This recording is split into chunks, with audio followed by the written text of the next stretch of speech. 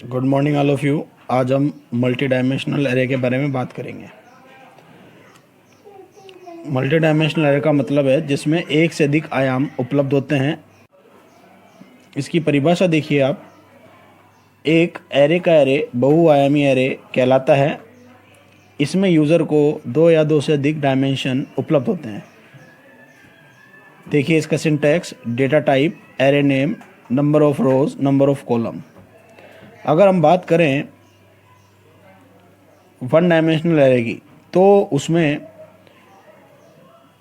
Data type, array name और bracket में size आता था, क्योंकि उसमें एक ही डायमेंशन उपलब्ध होता है, या तो वर्टिकल हो सकता है या हॉरिजॉन्टल। लेकिन मल्टी डायमेंशनल एरे जो है इसमें दो आयाम उपलब्ध होते हैं।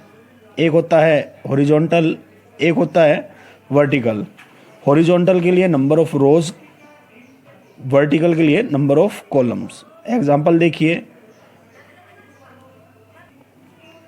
इंट सब 2 3। मैंने नंबर ऑफ रोज 2 लिखी है, इसलिए यहाँ पे नंबर ऑफ रोज 2 आया है। नंबर ऑफ कॉलम 3 डाले हैं तो यहाँ पर आया है 3 कॉलम, 0 1 2।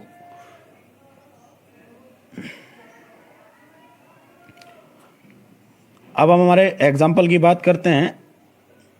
आज हम 2D एरे की सहायता से वैल्यू स्टोर करके उन्हें जोड़ने का प्रोग्राम बनाएंगे।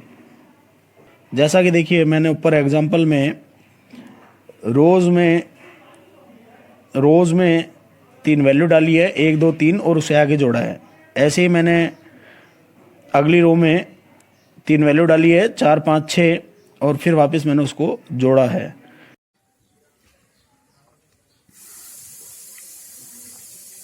आगे बढ़ते हैं। प्रोग्राम देखिए, हैश इंक्लूड studio.h। studio.h से आशय स्टैंडर्ड इनपुट आउटपुट लाइब्रेरी से होता है, जिसकी फाइल का एक्सटेंशन .h होता है, अर्थात एक हेडर फाइल है। उसी प्रकार से include conio.h, console input output .h, जो ये हेडर फाइल है, इसकी फाइल का एक्सटेंशन .h होता है। मेन फंक्शन से पूरा प्रोग्राम चालू होता है, और जितने भी प्रोग्राम हैं C और C++ के सभी में मेन फंक्शन का होना अनिवार्य होता है। मैंने अपने प्रोग्राम में 4 वेरिएबल लिए हैं। पहला वेरिएबल है सब, जिसमें मैंने नंबर ऑफ रोज 2 रखा है और नंबर ऑफ कॉलम 3 रखा है। एक वेरिएबल लिया है i, एक वेरिएबल लिया है j। i और j ये दोनों प्रोग्राम में फॉर लूप को काम में लेने के लिए लिए गए हैं। इनकी सहायता से i जो है i रोज के लिए आएगा, और जो j है वो कॉलम के लिए आएगा। Total equals to 0।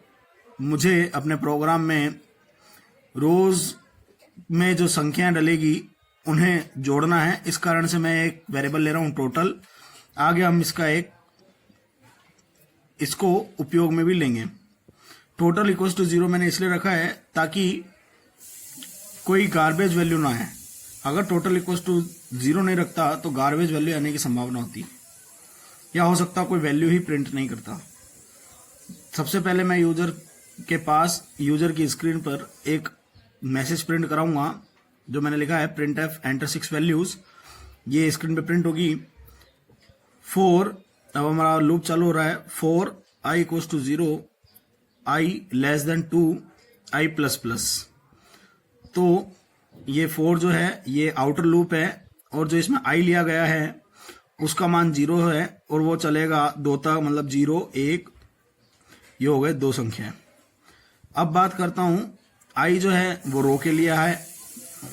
फिर मैंने एक इनर लूप लिया है जिसमें मैंने j इक्वल्स टू 0 रखा है। जो j है वो कॉलम के लिए लिया गया है, और 3 कॉलम बनेंगे 0 1 2।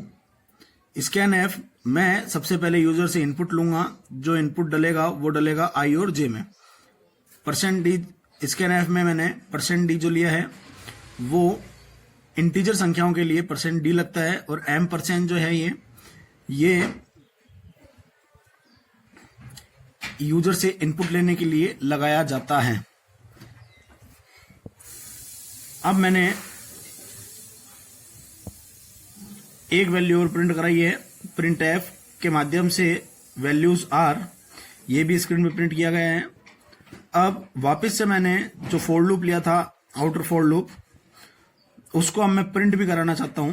पहले मैं इनपुट के लिए लिया था, अब मैं आउटपुट के लिए ले रहा हूं। Print F for I equals to 0, I less than 2, I plus plus, फिर मैंने इनर लूप में लिखा है J equals to 0, J less than 3, J plus plus. Print F मैंने देखिए प्रिंट एफ में वर्टिकल टैब लिया है, सॉरी हॉरिजॉन्टल टैब लिया है, और %d मैंने आपको बताया था इंटीजर वैल्यू के लिए %d लगाया जाता है। सब्जेक्ट में आई और जे, आई में और जे में दोनों में वैल्यू डलेगी, और टोटल जो है, जो वैल्यू डाली जाएगी वो उन वैल्यू का टोटल होगा।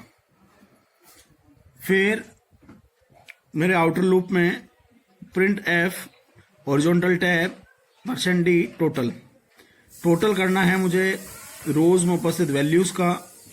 तो मैं टोटल एक फंक्शन, मैंने टोटल को प्रिंट करने के लिए टोटल लिखा है, और टोटल इक्वल्स टू 0, और टोटल जैसे है, उदाहरण के लिए मैंने रो नंबर, जो 0 नंबर की रो है, उसमें यदि मैं 4, 3 और 5 डालूंगा तो सामने 12 प्रिंट होगा, तो उसका जो टोटल होगा वो 12 आएगा।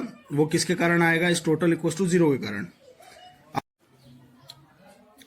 3, 4, 5, तो हमारा 5 और 4 9 और 3 12 आना चाहिए, लेकिन यहाँ पे 24 आएगा, लेकिन तो 24 जो है वो गलत आंसर होगा। इस कारण से टोटल का मान 0 करने के लिए यहाँ पे टोटल इक्वल्स टू 0 रखा गया है। इसका 0 रखने से क्या होगा, यहाँ पे 12 के आगे नहीं जुड़ेगा, यहाँ पे नई सिरे से शुरुआत होगी, 3, 4, 5, तो इसका आंसर भी 12 आएगा। प्रिंट एफ नई लाइन में प्रिंट होगा, जैसे यहाँ पे 12 प्रिंट हुआ है, तब अगला जो टोटल है वो नई लाइन में प्रिंट होगा, और गेट ch के माध्यम से हमारा प्रोग्राम खत्म हो रहा है, और कर्ली ब्रेसेस बंद।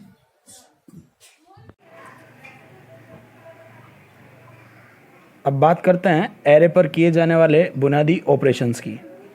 ध्यान रखिए, जिस प्रकार हमने पहले पार्ट में डेटा स्ट्रक्चर पर किए जाने वाले ऑपरेशंस किए थे, उसी प्रकार से एरे पर भी कुछ ऑपरेशंस हैं जिन्हें किया जाता है। पहला है इंसर्शन। इंसर्शन का मतलब होता है डालना। एरे में डेटा तत्वों को डालना इंसर्शन कहलाता है। डिलीशन का मतलब होता है हटाना। एरे में से किसी भी डेटा तत्व को हटाना डिलीशन कहलाता है। इसी प्रकार सर्च, एरे में किसी डेटा तत्व को खोजना सर्च कहलाता है। ट्रैवर्सिंग, एरे में उपस्थित सभी डेटा तत्वों की प्रोसेसिंग ट्रैवर्सिंग कहलाती है। अपडेट, एरे में उपस्थित डेटा में बदलाव करना अपडेट कहलाता है। Thank you. आने वाला जो टॉपिक है वो है स्ट्रिंग।